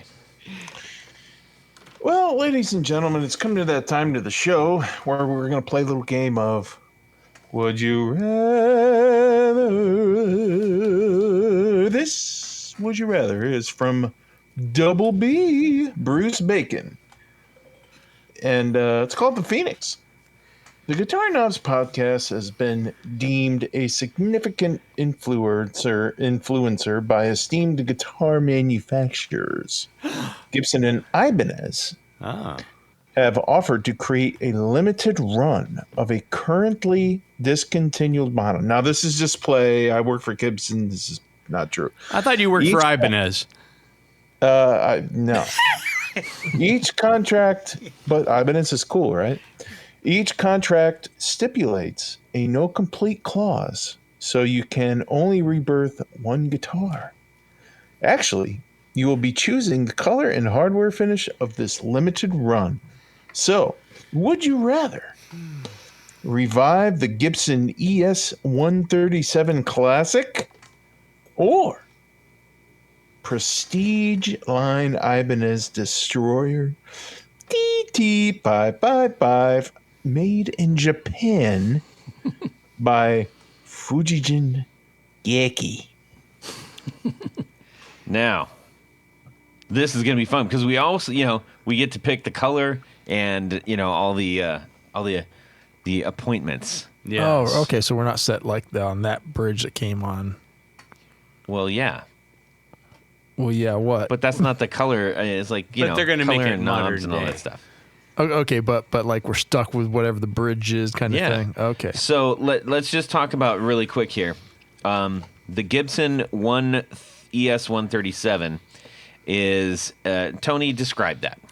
I mean, it's a kind of I would call it an entry level jazz box, single cutaway, Florentine cutaway.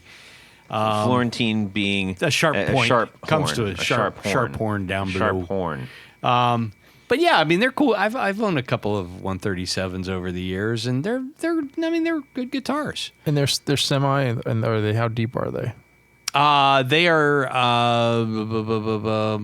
I can't remember if they're shallow. They're not. They're Medium. they're not the deep ones. Yeah, But they're not. They're the- I don't think they're 335. I think they're a little thicker than a Okay, 335. but they're still semi, so they got a block down the middle. There is no block in those. There's no block in those with the If I'm humbuckers? not mistaken, I do believe that Geordie from Killing Joke played an ES 137 as well as his 295 and some other stuff. But I think he also had a 137. I vaguely recall that from an interview with him. I did. We did them in 2010.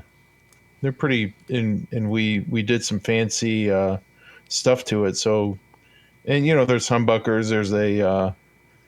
There's a baritone switch there. So, I mean, in real life, we have revived those. Yeah, but the ones that we're talking about right now aren't the rare ones. It's the redo. So that they're both at about $1,200, $2,000, something like that. Yeah, Sure. fair enough. Okay. So this is it looks like a little bit bigger than a Les Paul, but not as big as a ES 335. Oh, it's as big as an. It's a 335. Yeah. Yeah, I was gonna say that body looks It 335. looks a little bit smaller, but that's okay. Yeah, think of a single cutaway ES 335 with a Florentine. Right. So in theory, completely this is hollow. pretty cool if it's black. With a gold pickguard, right? Yeah, you know Yes, gold sparkle picker. it. Yeah. Okay, then what's the other one? The other one is the Destroyer. Now, the Destroyer is kind of like an Explorer. It's an Explorer. It I just mean, when you go to the original. Well, yeah, but we're not talking about the original Ibanez Destroyer was basically an Explorer, Right. Like just Straight up. So let's Yeah. talk about this 550 whatever here.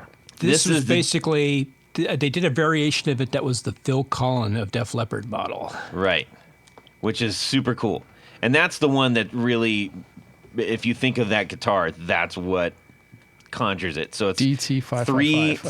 three double cream humbuckers in the middle, gold hardware, big block pearl inlay, and a gold what's that, like rose or Kaler on there? Kaler. Kaler. And the difference between this and like the Explorer is they did a couple little like carves out of some of the angles, and it just gives a little Bird beak. weirdness that's kind of cool. Yeah. It's And Dean old kind of cool. did something the same way. Kinda, yeah, but it's Dean. Yeah. Anyways, so Jeez. well, I mean, Yeah, but it's this Dean. is, anyways, whatever. Okay, we're talking about these ones. Yeah. All right. Okay, here we go. Hondo did one too. Yeah, anyways, yeah. So did Hamer. I mean, they. But okay, Right. Sakova? Tony, Yes. you go ahead and lead us off. Well, I mean, I'm a bit more of a traditionalist. So I think I would probably go with a orange metallic ES 137 An orange metallic. I don't know if To Gibson's go- going to do that for you. to go with the Guitar Knobs limited edition. Wow, that is very cool. Yes, with gold hardware, Yeah. kind of like the V that I put together. Yeah, but on a V, Kinda. that makes sense. On this thing, You got a problem with that? I Do it. do. Well, I mean, I do. The Gretches are orange. Why not these? I know, but Why not these, Tony? Why not these? And if you said transparent, like 6120, that's one thing. But you're talking a metal flake with gold. Yeah. Come on, do it up. Amen. In your world, yeah, okay. In my world, all is well. I love it. I think gonna that's look like and, a and with huge with a giant inlaid Guitar Knobs logo on the headstock. oh, dear Oh, I God. thought you were gonna say like the the fretboard. cash style fretboard. Yeah. No. Knobs. No. Yes. No knobs. Okay. Oh, Very that cool. would be cool. No knobs. No knobs on the nuts. On the guitar knobs Right. guitar. Excellent. Oh Lord. Rob, how about yourself? I'm gonna go with the Gibson as well. But mine's not gonna be god awful metallic orange. This is the guitar knobs. It's a guitar knobs so limited basically edition. it's gotta be I either understand what we're doing here, but red yeah. or I mean green. Green. Where Where did it's an that come Italian from? one. Green. Yes. What is Christmas time? No, orange, white, and black. Say some combination of that. Yes, and gold. Oh, you mean so? They're making one for the show. Oh dear God! Did you? Oh, Were you my not God. paying attention No. when Jared no, was reading? He said whatever we could outfit it how we want it. Well, I It's wasn't the gonna do. guitar knobs limited edition. You know what? One in white would be cool. Yeah. Okay. That and a white, like a transparent white. So you But can what see the else are you finish. doing to it that's going to make it of the show? That's it. Okay. And I'm putting P90s in mine. Maybe in really small inlay on the back of the headstock, but like the guitar knob. Got Put it in Okay. pencil. Yeah. Put in pencil. Yeah. It just says ask me about amps on the back. It says Chafe. All right. Jared, about yourself. Yeah, it's got to be sparkle orange like Tony Malonsky. Well, and you gotta say which guitar, and keep in mind who you work for, so you know. yeah, of course Gibson. I mean, the Destroyer does kind of look like an Explorer, so yeah, definitely the Gibson. Although, dude, that Destroyer is sick. The black with the double creams. It It's is. so cool. It is. Those must Yeah. be DiMarzio pickups in there. Yeah, they are actually. Yeah, and they're cool. Yeah. So Okay. yeah, the Gibson ES 375 with I tell you, I'm going to get 137. 137, not a 375. 137. I'll do the we'll do the black P90s, and each knob will have the guitar knob's logo on the knob with the numbers. It will go to 11. And yeah, that's about it. And with black hardware, not chrome or gold, but it's going to be black hardware. So black, okay. bridge, Ah. I yeah, like it. black knobs. And are okay, the knobs are still black. Okay. So you guys get the idea. Yeah. Okay, Chris. You know where I'm going. I know where you're going. We're both going there. I've got to go with the Ibanez and the Fuji Gengaki. And for There we me, go. you know, the as is black with the cream and the gold, it evokes so many of my favorite guitars of all time, whether it's Jeff Beck's Oxblood Les Paul or Al Di Meola's Elegant Gypsy Les Paul, Peter Frampton's Frampton Comes Alive Les Paul, you know, the Phil Collins guitar Here As It Is, Lita Ford's Black Hammer. You know, one of my bucket list guitars is a Greco, you know, Destroyer Greco, what do they call it, EX 800. That's black finished with the cream pickups and the white, you know, pickup selector, you know, poker chip. I'm always looking for those. I see them from time to time, and I haven't found the one yet, you know. But that's just like a bucket list guitar for me. I love that motif. Yeah. I think if there's the only thing I would change, I would just go for a standard stop tailpiece, not a trem, because it's an Explorer. I'm sorry, an Explorer just you got to go for the grind, you know. Yeah. Agreed. I think that's an accommodation that they'd be willing to make. Cool. Well, I got to go the same route there. And it's I mean, I love it in black. I love it in black. I think I got to probably keep it in black. I'm trying to figure out where to work in a little bit of orange here, but The logo. yeah, I don't know. I really like it the way it is, but Orange binding.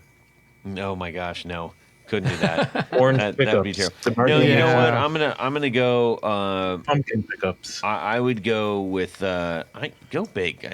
Let's go big metal flake, heavy flake, heavy flake, Yeah, like size of a quarter. big size of a quarter, heavy flake, Scales. yeah, scales, orange. Why not? On It's- that it's an- guitar, it's an it looks outrageous guitar. absolutely appropriate. Yeah. Why not? It'll be amazing. Why not? So we're gonna do that, I think. But I'm gonna keep the.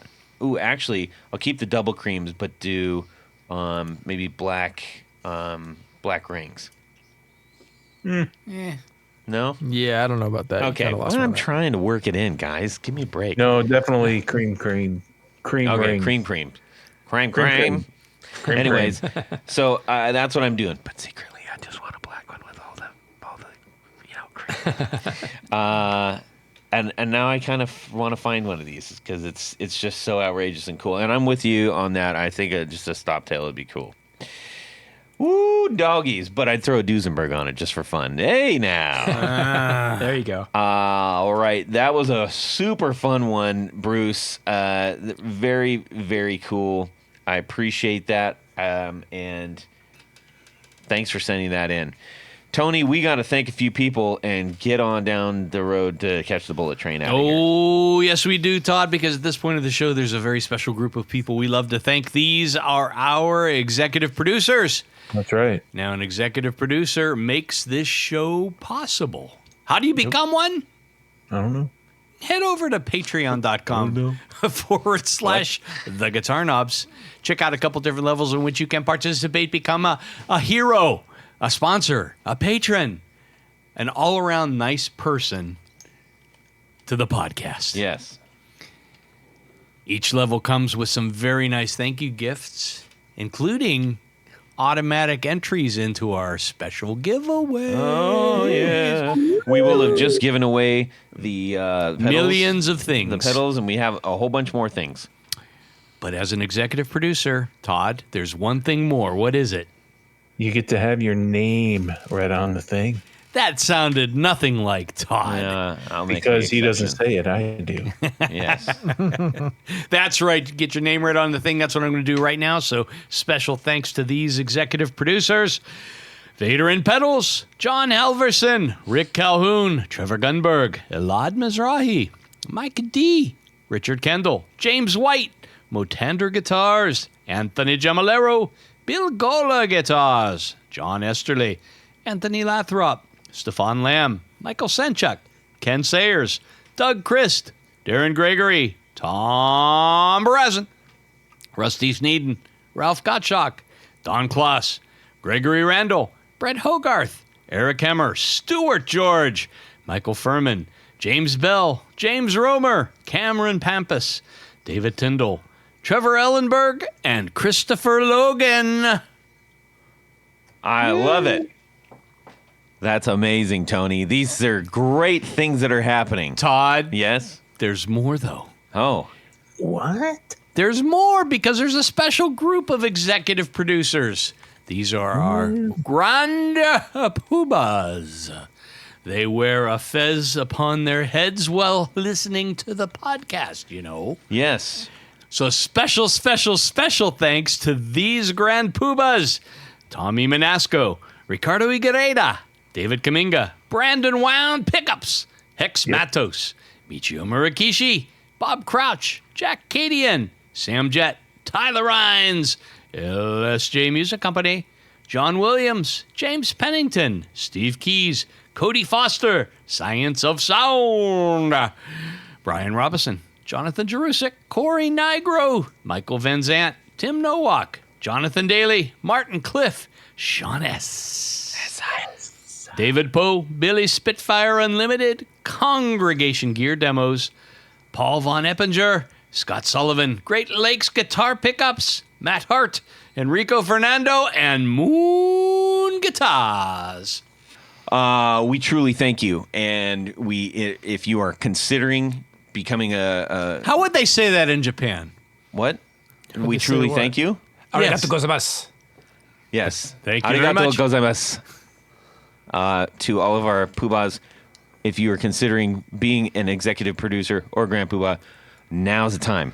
Do it. Support our show. We will love you for it. Be a hero. Yes. Dajobo.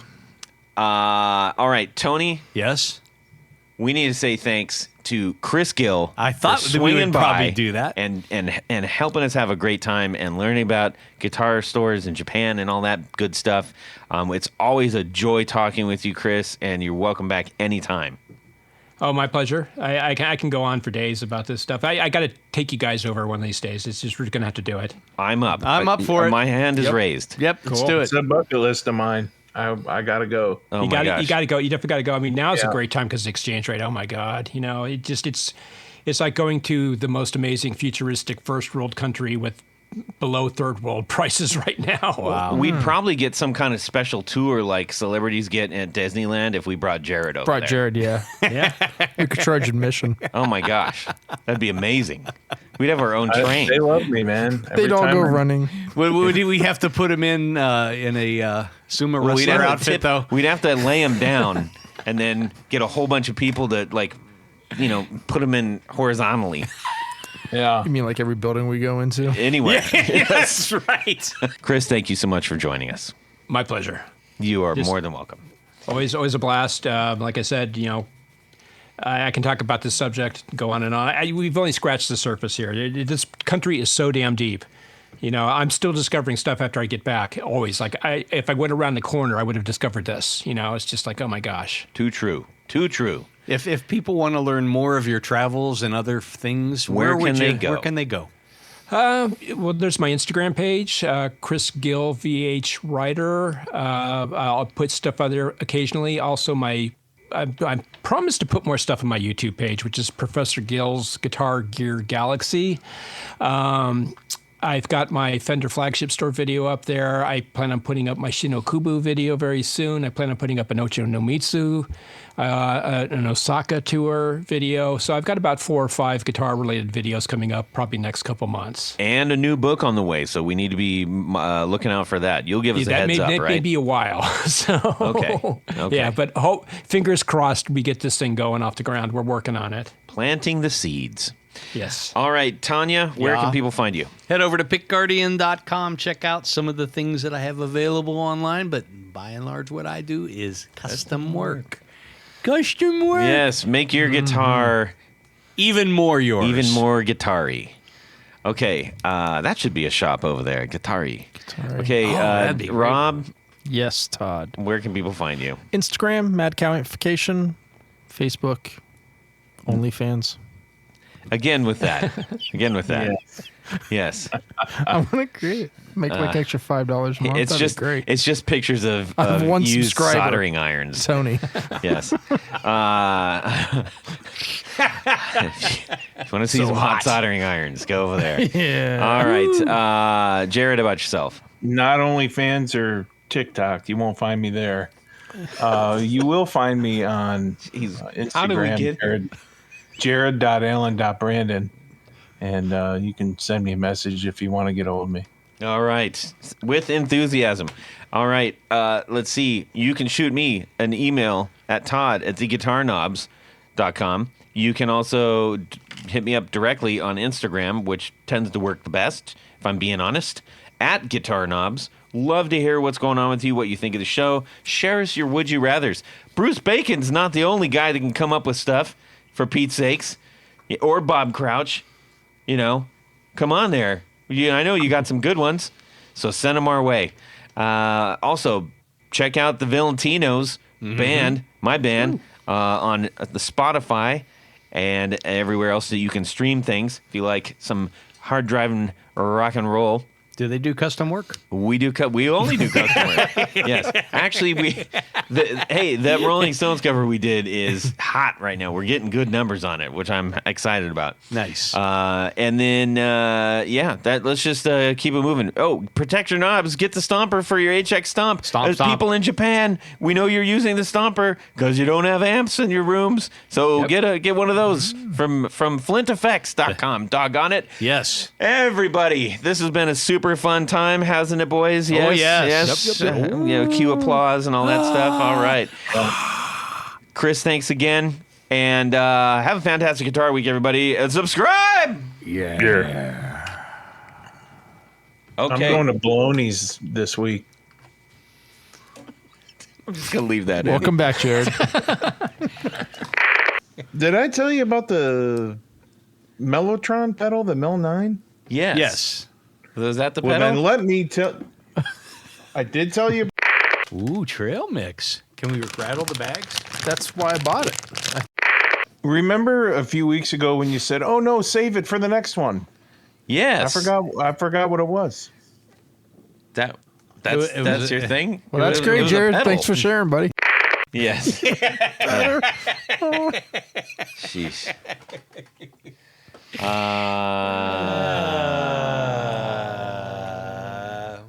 All right, Jared should be joining us, and when he does come in, we all know what he's going to do. Test.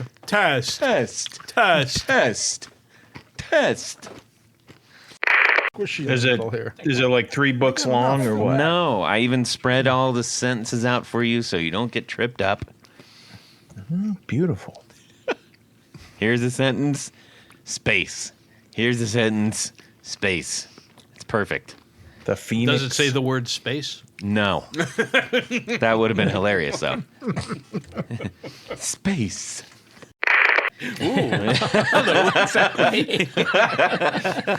Anyways, One of Rob, Todd's earliest earmuffs, jobs. Rob, earmuffs. Yes.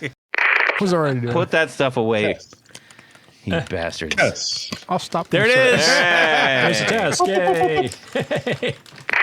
Oh, wait a minute. We're not going there. Time out. We're not. No. Hang on.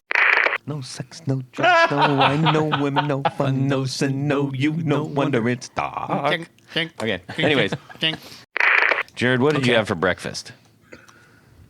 I had nothing. Just emptiness and coffee. So I feel like I just entered somebody's phone conversation. you kind of did. Yes. Test. No. Okay, Jared, how you doing? What's happening? What's up? Good. What's up? I'm good. Good. All right. Good. You Let's you go. sound like you're coming from where Chris is in Jersey. Well, then let me share a different pedal with the group that I got. He's just going through a box of stuff. Yeah. Have I It's talked the to you about incredible my Shaq quad? pedal. I swear to Test. Yeah. This is the Rowan. Yeah, we talked. Remember when he was on? We talked about that. How stoned Yeah. are you? I'm not stoned at all. I didn't think it was legal down there in Tennessee. And away we go. Well, that's it for these knobs. Please visit our Patreon page at patreon.com/The Guitar Knobs. Visit our website at theguitarknobs.com for all of our past episodes, 4 on the Floor blog, and other good stuff. You can connect with us on social too at our Facebook page and share your gear and stories on our Facebook group. Also, be sure to check out our Instagram at Guitar Knobs. Catch you next time.